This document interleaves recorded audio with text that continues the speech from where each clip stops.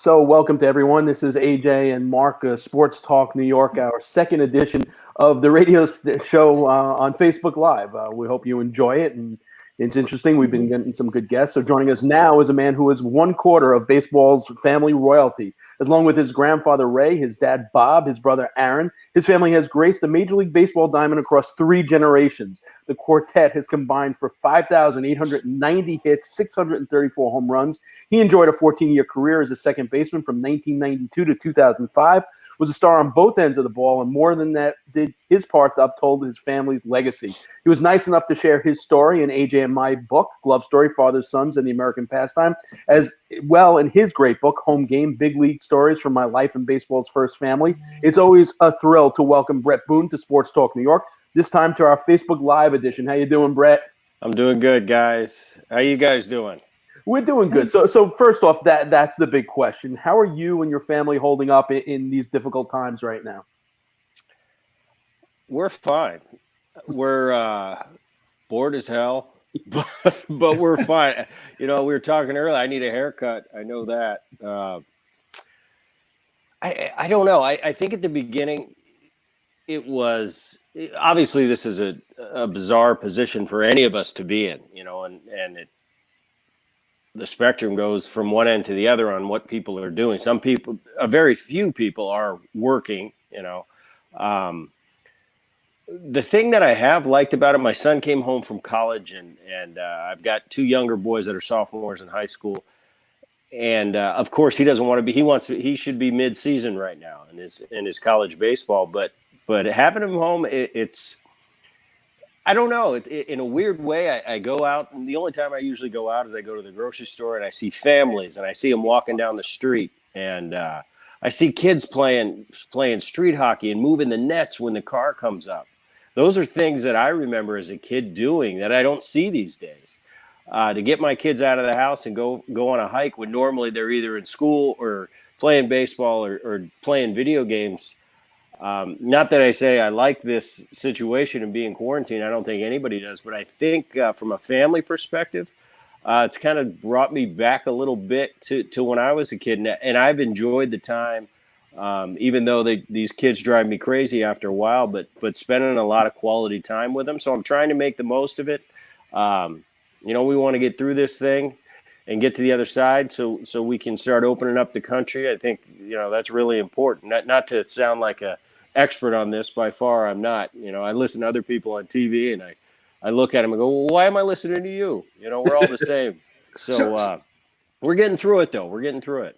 So let people watching this know where you are physically, where your brother is physically, where your father is, and how the 3 of you stay in touch. Well, I think kind of like everybody else, you know. My dad is he lives 10 miles from me. Aaron's obviously in Connecticut. I'm in Del Mar, California. Aaron's in Connecticut. My brother Matthew's in Newport Beach up in Orange County. He's about 50 miles from him. Dad's about 10 miles away. And my daughter just moved out, so she's about 5 miles away. So we're pretty close. You know, I stay in pretty much contact with mom and dad probably the most on a daily, if not bi-daily basis. But the rest of them, you know, we call and check on each other about once a week. So it's interesting. You touched on your son, Jake, and he was a standout, obviously, at Torrey Pines. He was selected in the 2017 Major League Draft by the Washington Nationals. He's currently a junior at Princeton. Their season actually stopped after 7 games. Important season, junior season. Obviously, he was going to re-enter the draft. Obviously, in the overall scheme of things, not the most horrific thing. You know, other people are going to have other issues that are certainly going to be a little different.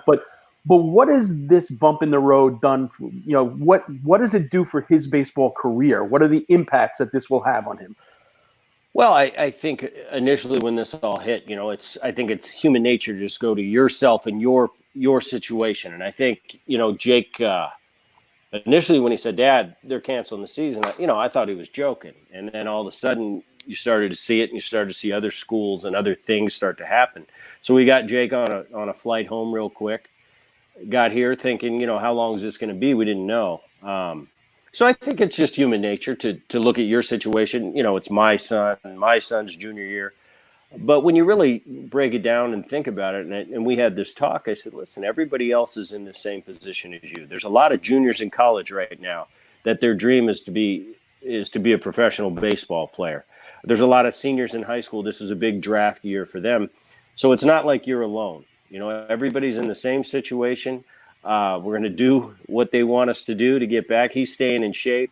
I'm hearing stuff here and there through my baseball connections on the major league guys coming back. I don't think you're going to see a minor league season. Jake's Cape Cod League, he was signed up.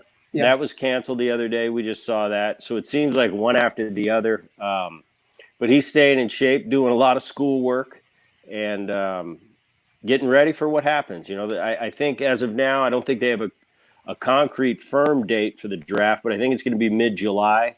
They're talking about 5 rounds, 5 to 10 rounds. I think that's subject to change. But we're like everybody else. We're just waiting, and it is nice in times like this. It's nice to know you're not all alone, and you're not the only one going through it. Everybody else has got to get through it as well. So that gives you a little bit of solace, I guess. But he's chomping at the bit. He wants to get going. I'll go out and throw with him. I'll tell you, my arm's getting old. I got that tendonitis in my elbow, but I'm doing my best to be a throwing partner for him. So last week was the NFL draft. Did you and Jake watch it, and was it hard knowing they had a live draft that yours hasn't happened yet, may not happen? No, I watched a little bit. I caught a little bit of it. I think Jake, he caught more of it. It seemed 21-year-olds, 20-year-olds, they have a little more interest than I do. I'll watch just because nothing else is on TV. I don't think there was any parallels drawn when we were watching it. The Major League Draft's going to be in July, or a version of the Major League Draft. We just don't know what it's going to be. We don't know if he's going to be, if it's 5 rounds, we've talked about it. I said, if it's 5 rounds, what if he doesn't get drafted in the first 5 rounds? Well, then we go to plan B. He's still got a senior year in college to go. I think that'll play out as time goes on. And, I'll be in contact with my agent who's going to represent Jacob. And as we get closer, we'll get a little more knowledge from some people that know a little bit more about it than we do. Right now, we're just kind of hanging. He just left. He went fishing. So, you were very generous with your time with AJ and I when we were writing our book, Love Story. And we were lucky enough to talk to you as well as David Bell and Dick Schofield, the other, 3-generation players. And it's interesting because whenever AJ and I do an appearance somewhere and they ask us about some of our favorite stories, it depends on who they ask first, like which one of us gets to tell the Boone story. And you mentioned how close you were with your grandfather and how important he was to your career. Could you tell us a little bit about that relationship? Oh, Gramps for me was a huge. He had a huge impact on from a baseball standpoint. First and foremost, early in my life, probably from the time I was born until I was 4 or 5 years old, I spent a lot of time with Grandpa, and he was just kind of he's the guy that gave me a glove and put a ball in my hand the first time. I spent a lot of time with him, a lot of hitting wiffle balls over the house, and he tells me stories. It's tough when you're that young to remember those memories vividly, but I do remember he used to tell me I'd get up at 5 a.m. and put on the catcher's gear and pull him out of bed and say, Gramps, let's go play ball. So he was definitely a huge influence on me early. And also late in my career, we stayed close. We were as close as you could get to the day he passed away. It's tough. You know how some people just have those real close relationship with grandparents. That was me. I had that one. Gramps was my guy. And, nothing but great memories. You think about it when you have, I tell my kids this all the time, appreciate your grandparents, because I remember all those stories he used to tell, the Ted Williams and the Bob Fellers and Gramps, he'd be telling me a story and I'd be looking at my watch and Gramps, he told me the story 10 times.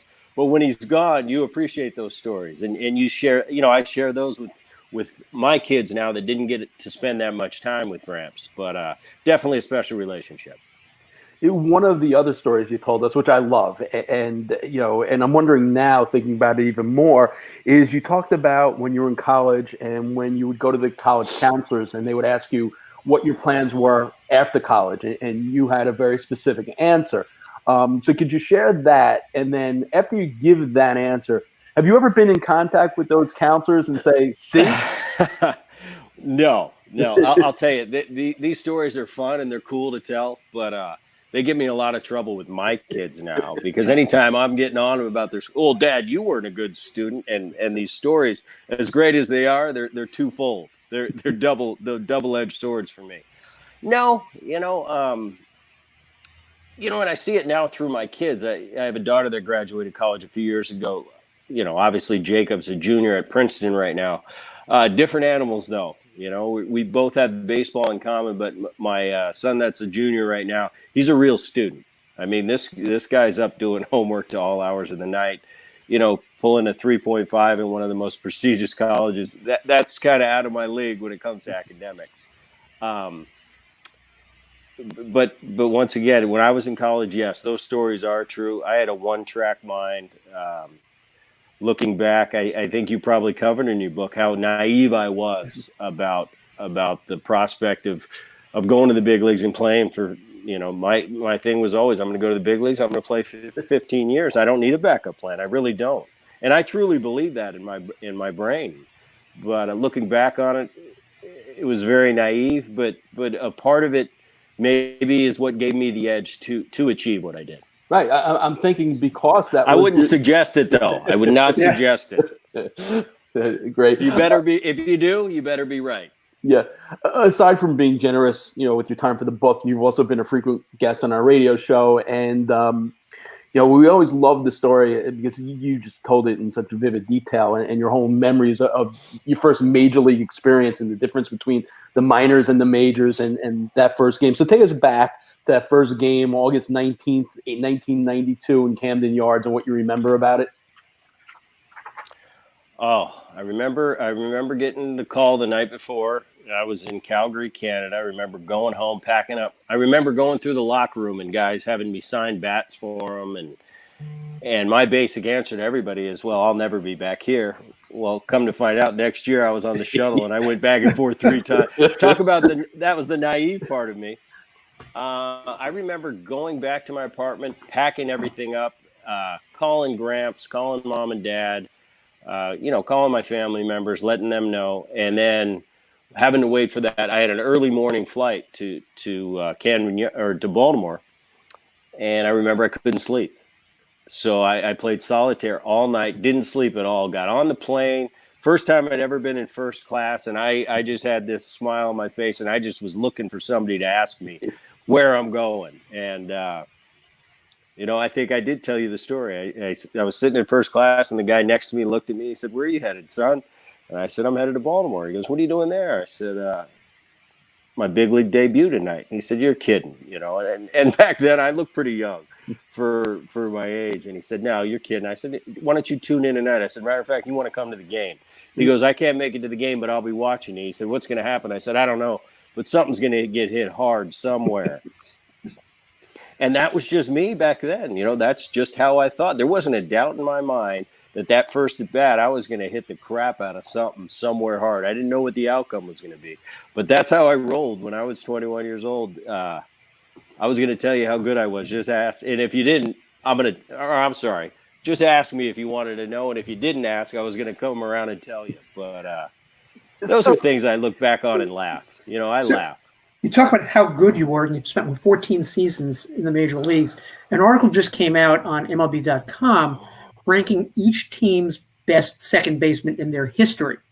And it ranked you as the Mariners' best second baseman in history, ahead of Robinson Cano and some other people. So how do you feel? Were you aware of the article? How did you react when you saw that come out? Well, let me say this. It didn't. That was me. Then it was like I didn't say how good I was, how good I thought I was. Yeah. Well, looking back, you were good, and this is what it says. Right, and the big leagues will humble you quickly. I did see the article.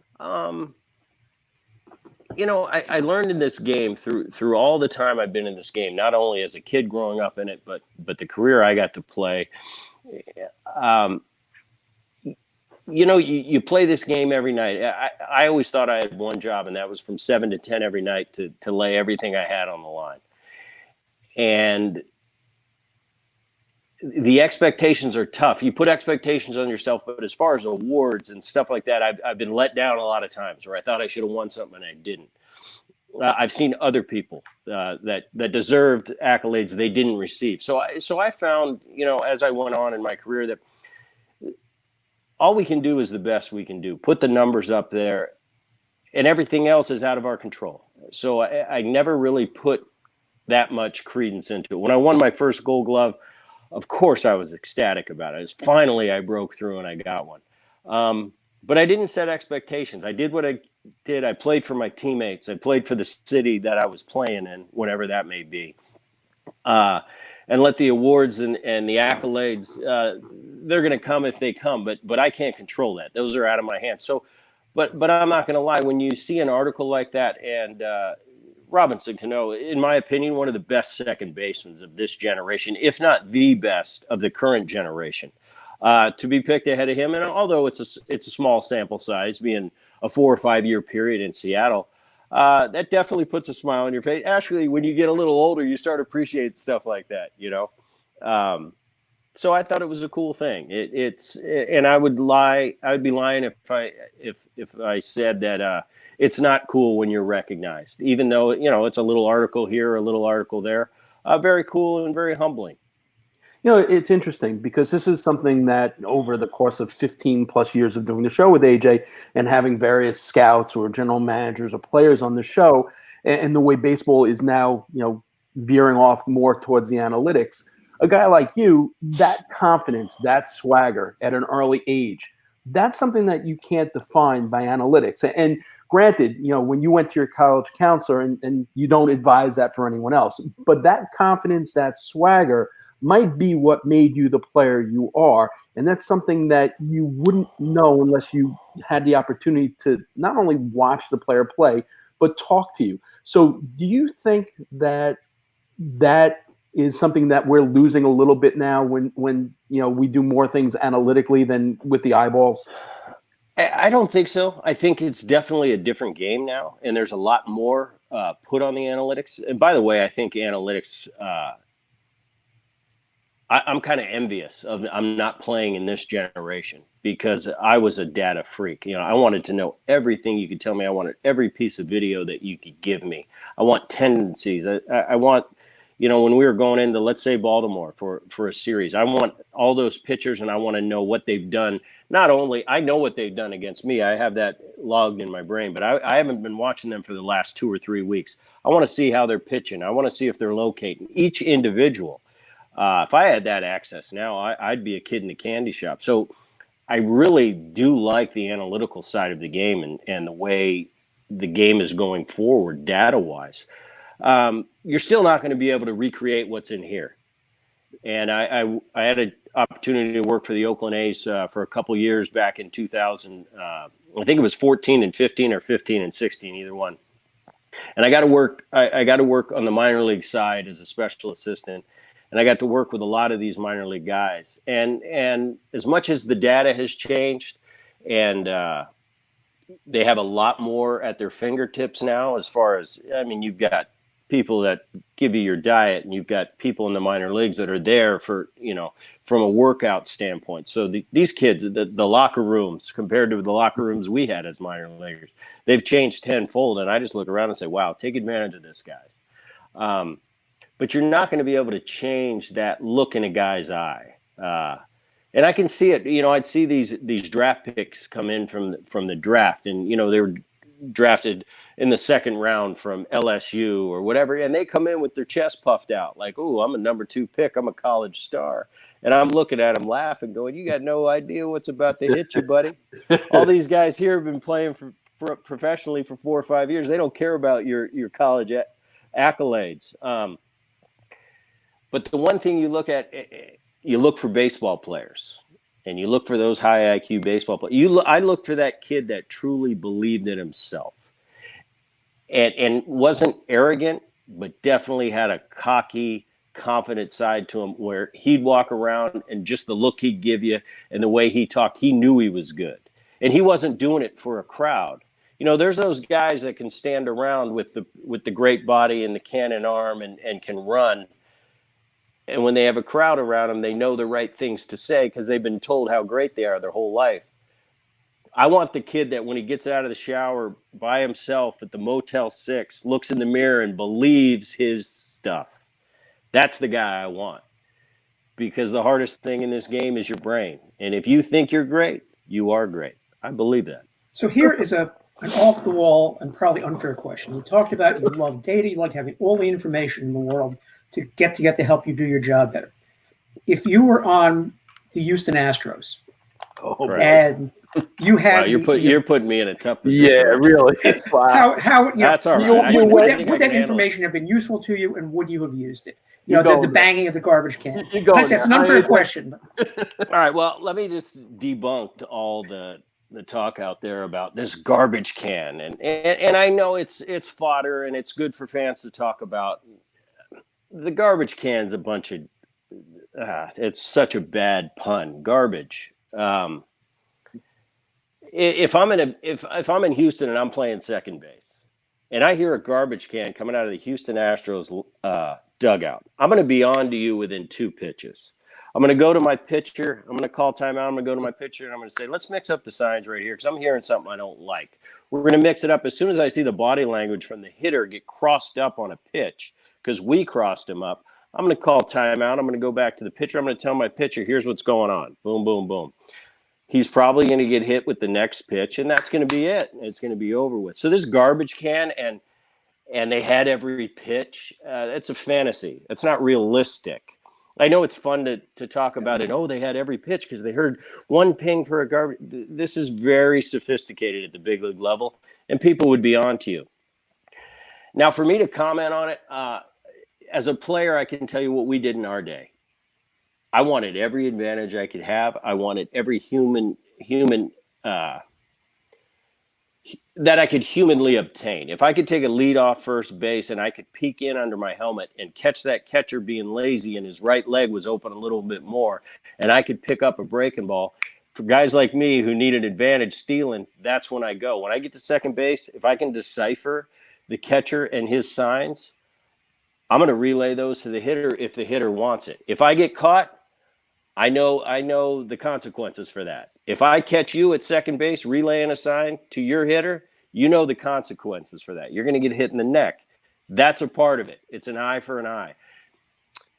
When you bring the problem with the new generation and the data that we do have in the iPhones and the technology is now you've gotten into a quandary with too much technology.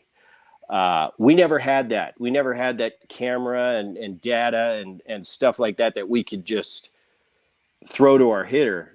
It was usually coming from a human source, whether a first base coach could pick something up. Like I said, catcher getting lazy, leg open. That was our stuff. This new generation, wow. But the only thing I have with the whole Houston thing is I don't have all the facts. And until I have all the facts, I don't like to really comment on truly how I feel. Now, if I find out that these guys had earpieces under their, or there was some sort of beeper under their uniform, well, that's crossing the line for me. Throw the book at them.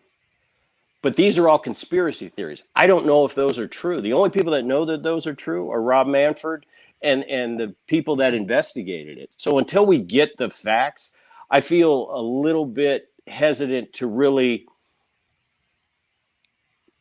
give out my opinion on what should happen. It's just there's levels of severity, there's levels of discipline for levels of action. And until I have those, I'm going to leave it. I'll tell you this. It had to be bad enough to where 3 skippers from prominent organizations stepped down. So I know there's something there. But until I see the facts in front of me and that I can decipher, I'm going to hold back on what I think the ramifications should be. And the thing is, nobody cares anyway. Doesn't matter what I say. Especially now on top of it. It's all forgotten. So Right. you mentioned about those college kids and what they're in for, but it's also interesting because you kind of think about young players and the teams they go to and the veteran presence, how they impact those players and what they learn from it. You take a look at your experience. The team that we mentioned, you made your debut, it was under Bill Plummer, but it also, the following year under Lou, starts the uphill trend, but it had a young Ken Griffey Jr. and a young Tino Martinez and yourself. It also had two very, very disciplined hitter veterans in Harold Reynolds and Edgar Martinez. What did those two players mean to the young players of the Mariners? Well, I think, and once again, this is 1992. It's different than 2020. I mean, guys, now in 2020, you come up as a rookie, you got your own shoe already, and I look at these guys, I said, do you realize it took me 10 years to get my own shoe? Who I leaned on the most when I came to the big leagues and who was a big influence on me was Jay Buhner. He kind of kept me in check and kept my ego in check. And, we've talked about me being this brash, cocky kid coming in. I'm telling you, I thought I was the greatest, until I got to the big leagues and I watched Ken Griffey, who was the same age as me. That knocked me down a few pegs. I said, we're the same age, and I thought I was good. This guy's he's at a different stratosphere. But that veteran presence, especially back in the 90s, they kept that young guy in check. I'd try to come to the back of the bus, and they'd say, get your ass up to the front of the bus, or get on bus 2 with the coaches. You little rookie, this and that. That's the way it was then. It's not so much that way anymore. I thought it was a good thing. I thought you earn your keep, you respect your elders. And when I became an older player, when I became a veteran, I didn't discipline kids. I didn't haze the players. I demanded that you were respectful to the veteran players, the players that had 5, 6, 7, 8, 10 years in the big leagues and had success. I demanded that you respect those guys and give them their due. But I liked the young cocky kid coming in. I thought, this guy's got a chance. And I don't have to discipline him. I don't have to haze him because Greg Maddux is pitching tonight, and that's going to humble this guy way more than I could ever do by cutting his suit in half, if that makes sense. Is Jay Buhner as weird a guy as he looked? No, that's an act. No, it's a shtick. Jay's a good guy. Jay took care. He's definitely was kind of the captain of that ship. I mean, he was that leader on that team. I mean, he was the man that everybody looked to when it came to keeping everybody in check, keeping everybody on the same page. He's funny. But no, to say he's weird, no. He's out of all the guys I've played with, Jay behind the scenes, you have a one-on-one talk. He's not weird. He's eccentric. He's boisterous, but he's not weird. It's Frank Costanza's favorite ball player. You got to love him for that, for sure. Yeah. So you mentioned the analytics, and it's very interesting because you go from Lou Piniella to Davey Johnson, two totally different personalities. But Davey Johnson really was way ahead of his time when you talk about analytics. We talked to Davey many times, and he actually was going to college for computer science and crunched a lot of numbers. When you played for him, did he give you information, more so than Lou did? Not necessarily, and like you said, he was. They were completely different animals, Lou and Davey. I got to play for a lot of great managers in my day, and I'll say this: Davey Johnson's probably the best manager I ever played for, all around. And not necessarily not saying he was my favorite manager. Lou was my favorite guy. He was my guy. I mean, there's not enough I could say about Lou and our relationship and the time I had with him. But I'll tell you what, Davey was as astute as I could imagine. He was as poised a manager I've ever seen. And I think that's really important with managers. I think that it's a cat and mouse. I think it's setting the tone in that clubhouse. It's knowing when to kick someone in the butt and knowing when to give that's a different guy a hug to get the same result. I think Davey was the master of that. I wouldn't know if I was 0 for 4 with 3 strikeouts or I was 3 for 4 with 2 home runs by the look in Davey's eye when I came back. Maybe if you had a great game and he might give you a tiny wry smile at the most, but he might give me that same tiny wry smile if I just punched out for the third time. And I appreciated that about Davey. He was a consummate professional, and he was as poised as any guy I've ever played for. He knew how to push your buttons. You know, me and Davey had some dragouts. But as I got older and I look back, I saw there was a purpose behind everything he did. Behind every button he pushed with me, there was a reason.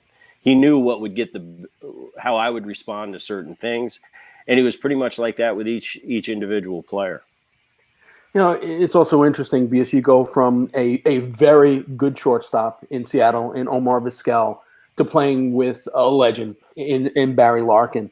What are some of the things you learned defensively? I see you've got your Reds gear on today. You know, Your Honor. I didn't have a Mariners jersey. Full disclosure, I had a Mariners jersey, but since the shelter. But you like Cincinnati more? No, it no longer fits me. Since the shelter in place, I'm telling you, I'm fighting that too. That diet thing's killing America. Yeah. Okay, from these, Omar, I played with for a short time. Went over to Cincinnati, played with Barry. Barry is the most what's the word I'm looking for? He didn't play the position of shortstop. He was very unique how he played the position. He was as athletic as I've ever seen. Probably the most athletic player I ever played with was Barry Larkin. More so than Junior? Junior's the best player I ever played with. Barry's probably the most athletic player I ever played with. And I'm talking could go from playing shortstop to doing a two-hand reverse dunk on the basketball court and catching a touchdown pass. Barry Larkin could do all three of those things and not even think twice about it. Junior was just pure and simple the best player I ever played with. 99 was Dion on the Braves? Yes, he was. So wow, so that's saying a lot. Okay. Well, Dion's going to be able to. Well, Barry's a better baseball player. Dion's going to get him in football. Barry's going to crush him in basketball. And I'd say hockey-wise, I'll take Barry. There you go. It's pretty easy. Now, I didn't play with Bo. So right. That would be the only one that could get him. Nice. But Barry athletically. And it was something he didn't think about. I used to look at Barry's gloves and I'd say, "How do you use this?" He goes, "What do you mean? I just use it." You know, he was that type of guy. Anyway, fast forward, my 5 or 6 years with Barry, we developed a rapport, and it's you can't really. I don't know. It's tough to explain to people unless you've been in that type of a.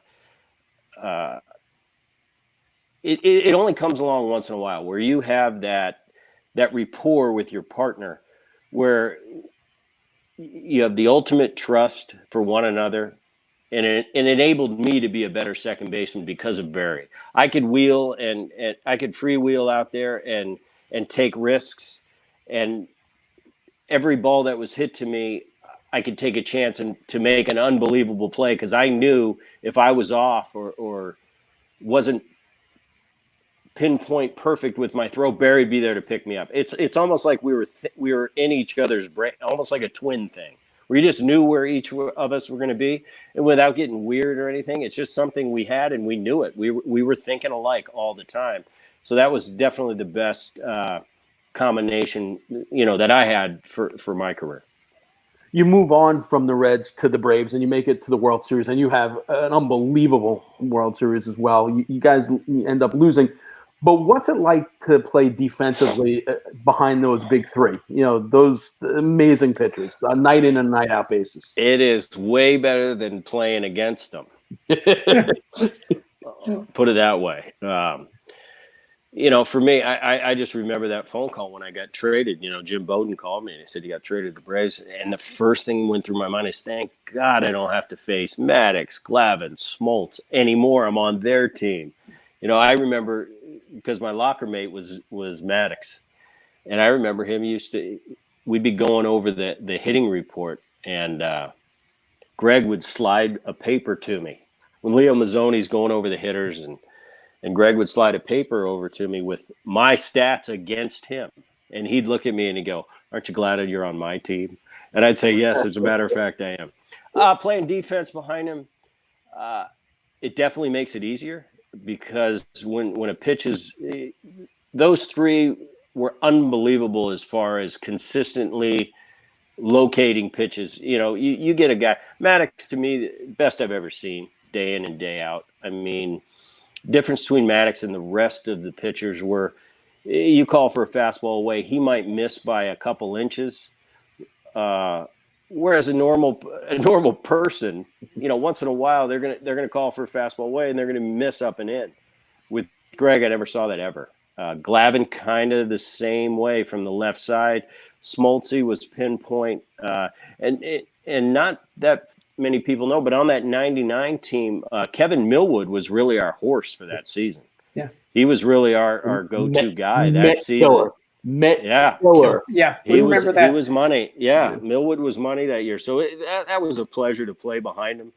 Like I said before, I went to Atlanta, and this is back before the iPhones and having data right now. I mean, I'd get that USA Today 2 weeks out, and I'd start counting the days. And I would say, okay, who are we going to get when we go to Atlanta? And it always seems like it fell on Maddox, Smoltz, Glavine. And no disrespect to the other guys that were there. Denny Nagel was a hell of a pitcher. Kent Merker, Avery. But I always wanted to, I was just looking, just give me 2 out of 3, not all 3. And it seemed like you get all 3. So if I remember right, Maddox was a particularly fast worker. As a second baseman, you'd rather have a pitcher who was a fast worker or a slow worker to set up? I don't care. It doesn't matter to me. I'm going to be ready for whatever you got. I just want to it's nice as a defender to set up our defense when you know what pitch is called for, that it's going to be relatively in that area. So that made it simple for me. And you never give it away, but it's in your brain. You know where it is. You know the tendency of the hitter. You know the tendency of the pitcher and making his pitch. So it makes defense a lot easier at the big league level. So it doesn't matter for me. For me, I always want you to get the ball and throw it because I know as a hitter that disrupted me. I like to take my time as a hitter and let's go when I'm ready. So as a defender behind a pitcher, I'd rather get it and throw it.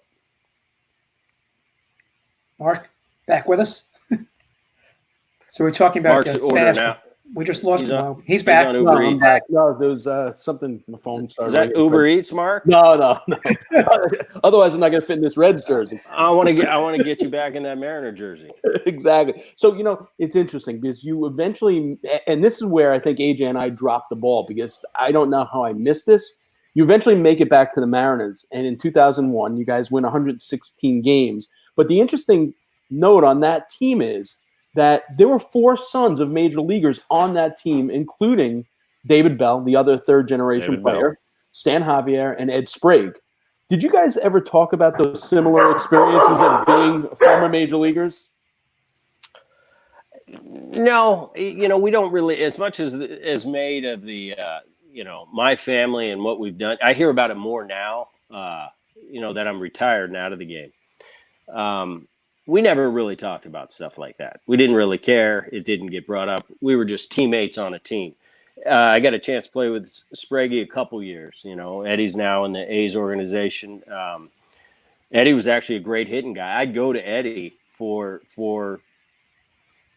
talk hitting with. He was a guy that I used to bounce stuff off a lot. Stan Javier on that team, kind of an unsung hero like a lot of the guys were on that team. Stan, just a quality guy.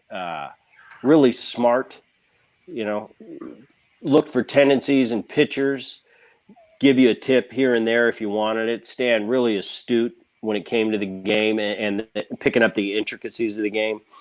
And David Bell, to this day, one of my favorite guys. I mean, just a quiet. You talk about a weird guy, David. If you're out there, that's a weird guy right there, David Bell, and one of my favorite teammates of all time. Still to this day, he used to every night he'd wave at me. He was right across the way from me in Seattle. And he'd wave at me and say, "Good night, Boone." And he'd leave. He'd shut the light off in his locker and he'd be on his way home. David, one of my favorite guys, another unsung hero.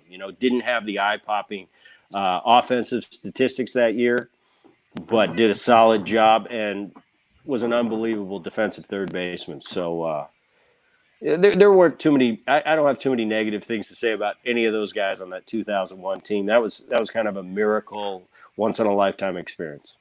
So which of the two defeats to the Yankees were more disappointing, the 99 in the World Series or that 116 win team that didn't go to the World Series, also at the hands of the Yankees, in which both series you actually were lights out in both of those? I'll tell you, the Braves series was a lot easier to handle. It was my first World Series, but it was we got swept. So it was like over before it started. I think with the expectations in the year that we had in 2001, we kind of went into that series and the regular series that year against the Yankees. I think we beat them up pretty good. So there wasn't a doubt in anybody's mind going into that series with the Yankees that year in 2001 that it was already over. The Yankees can't beat us this year. They know they can't beat us. We're a better team than them. And we got beat. We got beat. We played one of the worst series we played all year. And I like to say the Yankees played less worse, even though that's not a word.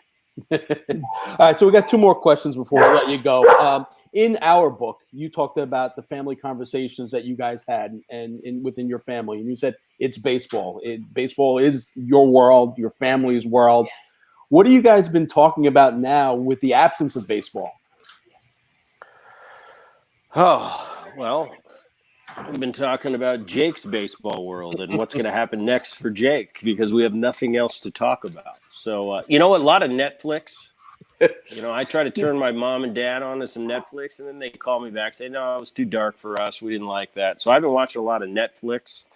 I've been just looking for stuff to do. I find a reason to go to the grocery store. I'll go to the mailbox, take a walk, doing some hikes. The younger boys have been kind of cooped up. They're starting to take bike rides now. So I don't know.